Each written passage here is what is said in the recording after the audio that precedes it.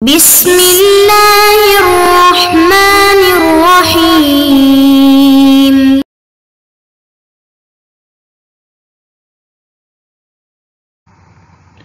اعوذ باللہ من الشیطان الرجیم۔ بسم اللہ الرحمن الرحیم۔ عزیز طلباء کرام، السلام علیکم ورحمۃ اللہ وبرکاتہ۔ امید ہے آپ سب خیر و عافیت سے ہوں گے۔ جواہر البلاغہ حصہ دوم، سبق نمبر 4۔ جیسا کہ آپ عزیزان جانتے ہیں، پچھلے درس میں ہم نے علم بیان کے بارے میں سیکھا تھا کہ علم بیان ہے کیا، اور آج سے ہم متن کتاب کا آغاز کر رہے ہیں۔ صاحب کتاب علم بیان کے اصل ابحاث سے پہلے ایک مقدمہ لے کر آئے ہیں۔ اس مقدمے میں تقریباً وہی چیزیں ہیں، بلکہ سب کی سب وہی چیزیں ہیں جو ہم پچھلے درس میں بیان کر چکے ہیں، یعنی علم بیان کا تعارف ہے۔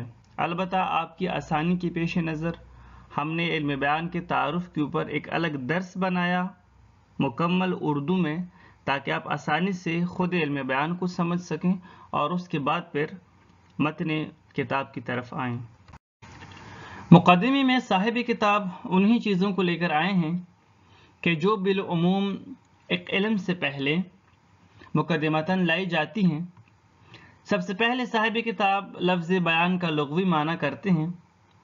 لفظ بیان عربی زبان کا لفظ ہے، اور اس کا جو لغوی معنی ہے وہ ہے کشف کرنا، ظاہر کرنا، کسی چیز کو واضح کرنا۔ لفظ بیان کا جو اصطلاحی معنی ہے، یعنی لفظ بیان کی جو تعریف ہے، علم بیان کی جو تعریف ہے، وہ یہ ہے کہ علم بیان ان اصول و قواعد پر مشتمل علم ہے کہ جن کے ذریعے سے ایک معنی کو کئی مختلف طریقوں سے بیان کیا جاتا ہے۔ یعنی جب کوئی اس علم کو سیکھ لیتا ہے تو اس کے اندر یہ استعداد پیدا ہو جاتی ہے کہ وہ پھر ایک معنی کو کئی مختلف طریقوں سے بیان کر سکتا ہے۔ مثلا آپ چاہتے ہیں کہ مخاطب کو سمجھائیں کہ علی شجاع ہے، تو آپ یہ بھی کہہ سکتے ہیں کہ علی شجاع ہے۔ آپ یہ بھی کہہ سکتے ہیں کہ علی شیر کی طرح ہے۔ آپ یہ بھی کہہ سکتے ہیں کہ میدان جنگ میں علی کو تلوار کی ضرورت ہی نہیں پڑتی۔ اب یہ ایک ہی مطلب ہے، ایک ہی معنی ہے، لیکن کئی طریقوں سے آپ نے مخاطب کے ذہن تک پہنچایا۔ تو یہ چیز ہمیں جو علم سکھائے گی اس کا نام ہے علم بیان۔ اس علم کا جو واضح ہے، جس شخصیت نے سب سے پہلے اس علم میں کتاب لکھی ہے، وہ ہے ابو عبیدہ۔ جناب ابو عبیدہ اس علم کا واضح ہے۔ اس علم کا جو موضوع ہے وہ ہے الفاظ عربی کا جاننا، تشبیہ، مجاز و کنایہ کے اعتبار سے۔ الفاظ عربی یعنی کلام عربی کا جاننا، تشبیہ، مجاز اور کنایہ کے اعتبار سے۔ مثلا ہمارے سامنے ایک جملہ ہے، زید کالاسد، زید شیر کی طرح ہے۔ اس جملے کو اگر ہم اس حوالے سے دیکھیں گے کہ ترکیب میں زید کیا واقع ہوا ہے، کالاسد کیا واقع ہوا ہے، تو یہ پھر علم النحو میں چلا جائے گا۔ لیکن اگر ہم اس اعتبار سے دیکھیں کہ زید شیر کی طرح ہے، اس جملے میں تشبیہ کے ذریعے سے مطلب سمجھایا گیا ہے، یا کنایہ کے ذریعے سے سمجھایا گیا ہے، یا مجاز کے ذریعے سے سمجھایا گیا ہے، یا عام الفاظ کے ذریعے سے سمجھایا گیا ہے، عام طریقے سے سمجھایا گیا ہے، تو پھر یہ علم بیان، یعنی یہ جو بحث ہے، یہ پھر علم بیان والی بحث بن جائے گی۔ غرض و غایت جو اس علم کا ہے، جس مقصد کے تحت یہ علم سیکھا جاتا ہے، وہ ہے تعقید معنوی سے بچنا۔ کلام میں معنی پہنچاتے وقت جو پیچیدگی آتی ہے، اس پیچیدگی سے بچنا۔ ایک دفعہ ہے کہ انسان کلام کرتے ہوئے غلطی کر جاتا ہے، بتانا کچھ اور مقصود ہوتا ہے، لیکن کلام ایسا کرتا ہے کہ جو کسی اور معنی پر دلالت کر رہا ہوتا ہے۔ یہ تو ایک الگ چیز ہے، یہ اس سے بچنے کے لیے علم معانی ہے۔ تاکید معنوی کا مطلب یہ ہے کہ ایک کلام جو آپ مخاطب کے ذہن تک پہنچا رہے ہیں اس کے اندر پہنچاتے وقت کوئی پیچیدگی نہ ہو، آپ آسانی سے وہ کلام مخاطب تک پہنچائیں۔ آپ تشبیہ کے ذریعے سے، مجاز کے ذریعے سے یا کنایہ کے ذریعے سے مخاطب تک جو مطلب پہنچانا چاہتے ہیں وہ آپ آسانی سے پہنچائیں، اس میں کوئی دقت نہ ہو۔ تو یہ ہمیں علم بیان سکھائے گا۔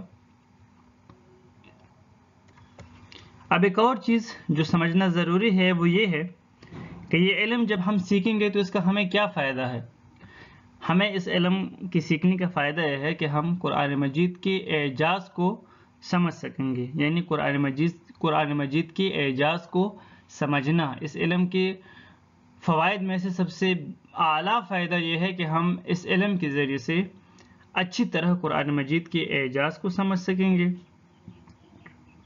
اس کے علاوہ احادیث رسول اللہ صلی اللہ علیہ وآلہ وسلم اور ائمہ اہل البیت علیہم السلام کی روایات میں موجود جو اسرار و رموز ہیں ان کو بھی ہم آسانی سے سمجھ سکیں گے، اور کلام عرب جو نظم کی صورت میں ہو یا نثر کی صورت میں ہو اس میں موجود جو اسرار و رموز ہے وہ بھی ہم آسانی سے سمجھ سکیں گے۔ عبارت کی طرف آتے ہیں، کوئی مشکل نہیں ہے، وہی مطالب ہیں جو خلاصے میں بیان کیے گئے۔ مقدمہ: البیان لغتاً الکشف والایضاح والظہور۔ لغت میں بیان کا کیا معنی ہے؟ بیان کا لغت میں جو معنی ہے وہ ہے کشف کرنا، واضح کرنا اور ظاہر کرنا۔ واصطلاحاً، اب علم بیان کی جو اصطلاحی تعریف ہے وہ کیا ہے؟ تو فرماتے ہیں کہ اصول وقواعد يعرف بها ایراد المعنى الواحد بطرق يختلف بعضها عن بعض في وضوح الدلالة على نفس ذلك المعنى۔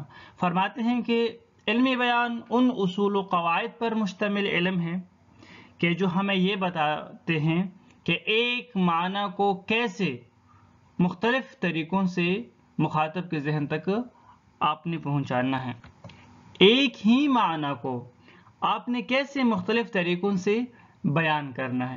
اب وہ ایک طریقہ دوسرے طریقے سے مختلف ہوگا، وہ ایک جملہ دوسرے جملے سے مختلف ہوگا، اور ہمیں کیسے پتہ چلے گا کہ ایک جملہ دوسرے جملے سے مختلف ہے؟ یہ ایک طریقہ دوسرے طریقے سے مختلف ہے، یہ نہ کہ صرف لفظاً مختلف ہے، الفاظ چینج، یعنی نہیں، مکمل طریقہ ہی مختلف ہے۔ ایک طریقہ مثلاً بالکل سادہ طریقہ ہے، دوسرا طریقہ تشبیہ کا ہے، تیسرا طریقہ مجاز کا ہے، چوتھا طریقہ مثلاً کنایہ کا ہے۔ وہ ایک طریقہ ہی، وہ انداز ہی مختلف ہے دوسرے انداز سے۔ تو اس پر دلالت کرنے والی چیز کون ہے؟ ہمیں کون سمجھائے گا کہ یہاں پر یہ ایک طریقہ دوسرے طریقے سے مختلف ہے، یہ ایک انداز دوسرے انداز سے مختلف ہے؟ تو وہ ہے دلالت عقلی۔ دلالت عقلی کے ذریعے سے ہمیں پتہ چلے گا کہ ان دو طریقوں میں سے ایک طریقہ دوسرے سے مختلف ہے۔ مثلاً ایک طریقہ تشبیہ کا ہے، دوسرا طریقہ مجاز کا ہے، تیسرا طریقہ کنایہ کا ہے۔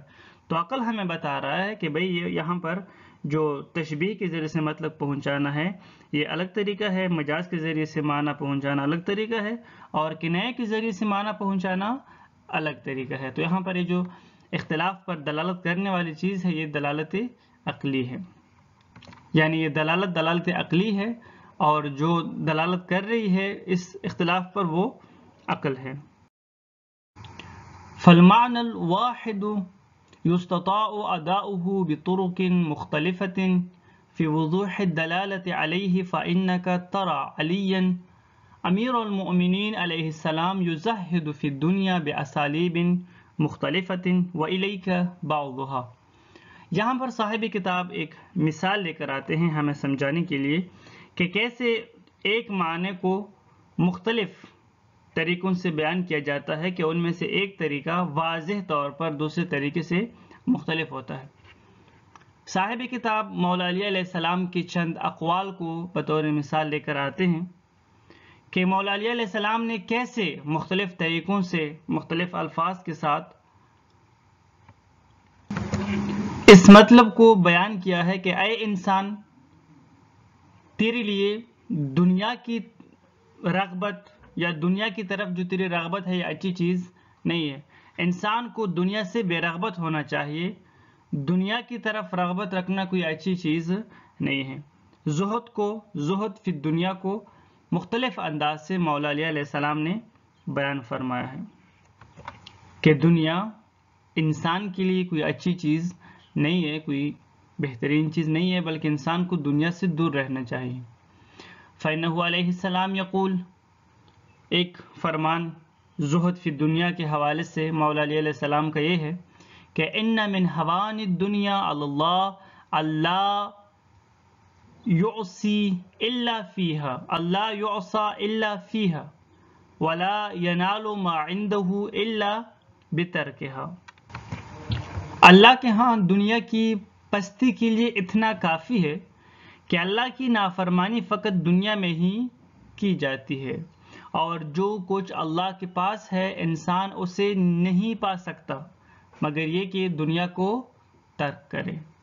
اب زہد فی دنیا کو مولا نے بیان کیا ہے، لیکن اس انداز سے کہ واضح طور پر مولا نے یہاں پر اس قول میں دنیا سے متعلق بیان کیا ہے کہ دنیا سے انسان کو بے رغبت رہنا چاہیے۔ او یقول علیہ السلام ان دنیاکم هذه لأهون فی عینی من عراق خنزیر فی ید مجزوم، تمہاری دنیا میری نظر میں خنزیر کے ناک کے پانی سے پستر ہے کہ جو ایک مجزوم کے ہاتھ میں ہو۔ ایک طرف سے خود ناک کا پانی ایک پستر چیز ہے، ایک قبیح چیز ہے، دوسری طرف سے پھر جب خنزیر کے ناک کا پانی ہو تو وہ تو ویسے بھی ایک بہت ہی یعنی قبیح ترین چیز ہے، اور پھر جب ایک مجزوم کے ہاتھ میں ہو تو پھر آپ خود تصور کریں کہ کیا ہی قبیح ترین منظر ہوگا۔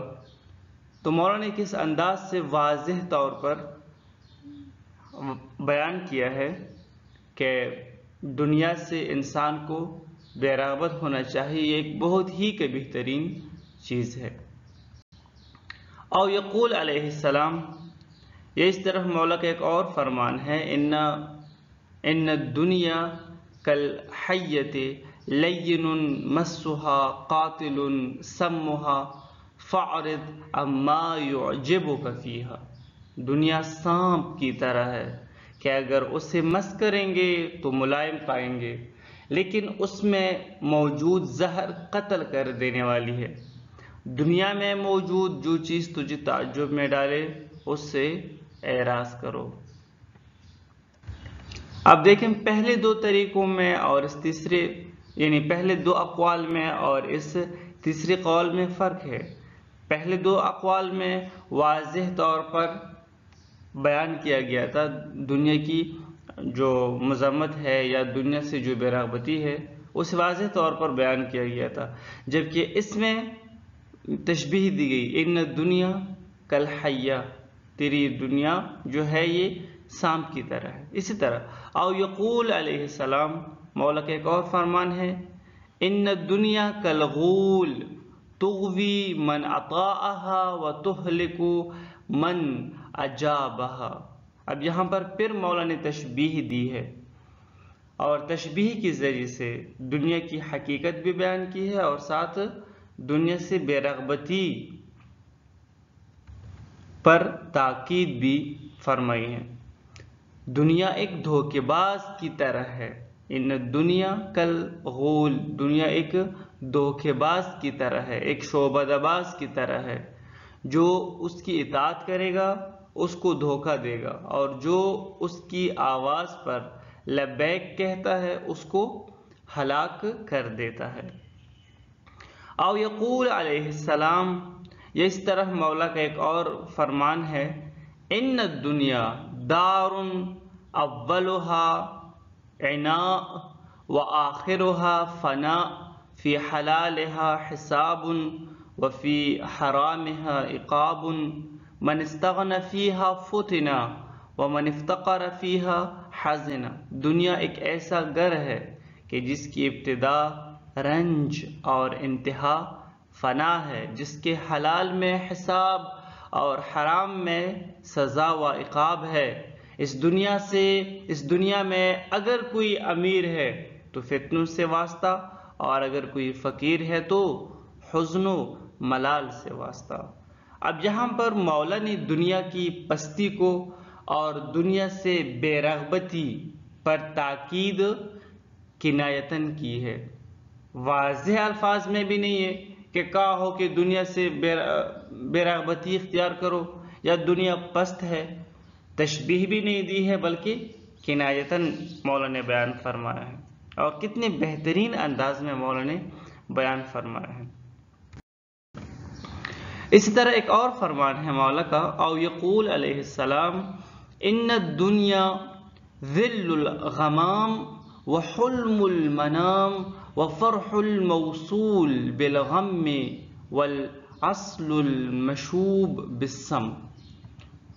دنیا بادلوں کا سایہ ہے، نیند میں دیکھے جانے والے خوابوں کی طرح ہے، ایسی خوشی ہے جو غم کے ساتھ ملی ہوئی ہے، اور ایسا شہد ہے کہ جس میں زہر ملا ہوا ہے۔ اب دیکھیں کن حیران کن الفاظ کے ساتھ مولا ہمیں بتا رہے ہیں کہ دنیا جو ہے وہ کتنی پست ہے اور دنیا سے ہمیں بے رغبت ہونا چاہیے۔ لیکن یہاں پر اگر ہم دیکھیں تو مولا کنایتاً ہمیں سمجھا رہے ہیں، کنایے کے ذریعے سے، واضح الفاظ بھی نہیں ہے اور ساتھ ہی کہ تشبیہ بھی نہیں ہے۔ اس طرح ایک اور فرمان ہے، او یقول علیہ السلام ان الدنیا تعطی وترتجع وتنقاد وتمتنع وتوحش وتؤنس وتطمع وتؤس وتعرض عنها السعداء ويرغب فيها الاشقياء۔ دنیا پہلے عطا کر دیتی ہے پھر واپس لے لیتی ہے، پہلے سر تسلیم خم کرتی ہے پھر انکار کر دیتی ہے، یعنی پہلے آپ کو ویلکم کہتی ہے پھر آپ کو چھوڑ دیتی ہے، کبھی ڈراتی ہے تو کبھی محبت کرنے لگتی ہے، کبھی لالچ دیتی ہے تو کبھی مایوس کر دیتی ہے۔ دنیا نیک بخت لوگ اس دنیا سے بچ کے رہتے ہیں، جبکہ بدبخت لوگ اس میں رغبت رکھتے ہیں۔ اب کس انداز میں مولا نے ہمیں سمجھایا کنایہ کے ذریعے سے، کنایتاً، کہ ہمیں دنیا سے بے رغبت ہونا چاہیے، دنیا کی طرف ہمیں رغبت کی ضرورت نہیں ہے، یہ ایک پست چیز ہے، نقصان دہ چیز ہے، اس سے مومنین کو بچنا چاہیے۔ والروایتان الاولیان بیان صریح وبدلالۃ مطابقیہ، والاربع الوسط بطرق مختلفۃ التشبیہ والاخیرۃ بالاستعارہ۔ فرماتے ہیں کہ یہ جو تقریباً 7 اقوال حضرت امام علی علیہ السلام کا دنیا سے متعلق صاحب کتاب لے کر آئے ہیں، اب ان میں سے جو پہلے 2 اقوال ہیں اگر ہم ان کو دیکھیں تو ان میں بالکل واضح انداز میں، بالکل واضح الفاظ میں مولا نے دنیا کی مذمت کی ہے اور دنیا کی طرف رغبت سے منع کیا ہے۔ اس کے بعد جو 2 روایات ہیں، اگر ہم ان 2 روایات کو دیکھیں گے، تیسرے اور چوتھی روایت کو، تو ان میں مولا نے تشبیہ دی ہے اور تشبیہ کے ذریعے سے ہمیں سمجھایا ہے کہ دنیا جو ہے یہ ایک پست ترین چیز ہے کہ جس کی طرف ہمیں رغبت نہیں دکھانی چاہیے۔ اور آخری جو 3 روایات ہیں، 5واں، 6واں اور 7واں، ان میں مولا نے کنایتاً استعارتاً ہمیں سمجھایا ہے کہ ہمیں دنیا کی طرف رغبت نہیں دکھانی چاہیے۔ اب اس کا جو موضوع ہے، موضوع هذا العلم الفاظ العربیہ من حیث التشبیہ والمجاز والکنایہ۔ اس علم کا جو موضوع ہے وہ الفاظ عربی کا جاننا، تشبیہ، مجاز اور کنایہ کے اعتبار سے۔ الفاظ عربی یعنی کلام عربی کا سمجھنا کہ عربی کلام میں کہاں پر مطلب بالکل سیدھے سادہ واضح الفاظ میں دلالت مطابقی کے ذریعے سے پہنچایا گیا ہے، اور کہاں پر کلام عربی میں تشبیہ موجود ہے، کہاں پر مجاز موجود ہے اور کہاں پر کنایہ موجود ہے۔ واضعہ، اس کا جو واضح ہے وہ ہے ابو عبیدہ الذی دون مسائل هذا العلم فی کتابہ المسمى مجاز القرآن۔ اس علم کا جو واضح ہے، جس نے سب سے پہلے اس علم میں کتاب لکھی ہے، وہ ہے ابو عبیدہ، جس نے سب سے پہلے کتاب لکھی ہے مجاز القرآن۔ فما، اس بارے میں اور باقی شخصیات کے بارے میں اور اس علم کا واضح کون ہے وغیرہ وغیرہ علوم عربیہ کی بنیاد کس نے رکھی، سوال سے ہم پچھلے درس میں تفصیل سے بیان کر چکے ہیں، تو یہاں پر اس ڈیٹیل سے بیان کرنے کی ضرورت نہیں ہے۔ وَمَا زَالَ يَنْمُ شَيْئًا فَشَيْئًا وَتَبِعَهُ الْجَاحِظُ وَابْنُ الْمُعْتَزِّ وقدامة وأبو هلال العسكري حتى وصل إلى عبد القاهر فأحكم أساسه وشيد بناءه ورتب قواعده۔ پھر جب ابو عبیدہ نے اس پر کتاب لکھی، اس علم پر، تو اس کے بعد پھر یہ سلسلہ رکا نہیں، بلکہ رفتہ رفتہ اس علم میں علماء آتے رہے جنہوں نے اس علم کو سمجھنے کی کوشش کی اور کتاب پر کتاب لکھی۔ تو جاحظ نے پھر اس علم پر کتاب لکھی، اس کے بعد پھر ابن معتز نے لکھی، قدامہ نے، ابو ہلال العسکری نے، اسی طرح ان جیسے چند اور شخصیات نے بھی تالیفات کیں جن کا ذکر ہم پہلے کر چکے ہیں، حتیٰ کہ عبد القاہر جرجانی کا زمانہ آیا اور عبد القاہر جرجانی نے اس علم کی جتنی بھی مسائل ہیں ان کو ایک خاص ترتیب دی، ان کو ایک منطقی انداز سے، اتھینٹک طریقے سے تدوین کیا اور منظم کیا۔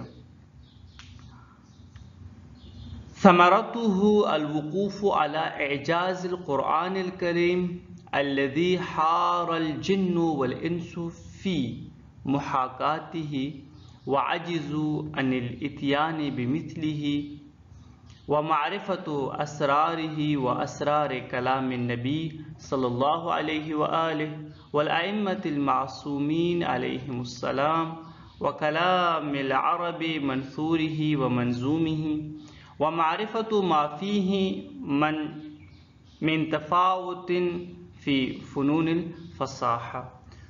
اب اس علم کا فائدہ کیا ہے؟ تو فرماتے ہیں کہ سب سے بڑا فائدہ تو اس علم کا یہ ہے کہ ہم قرآن مجید کے اعجاز کو سمجھ سکیں گے۔ اعجاز قرآن، اعجاز یعنی کسی کو عاجز بنانا۔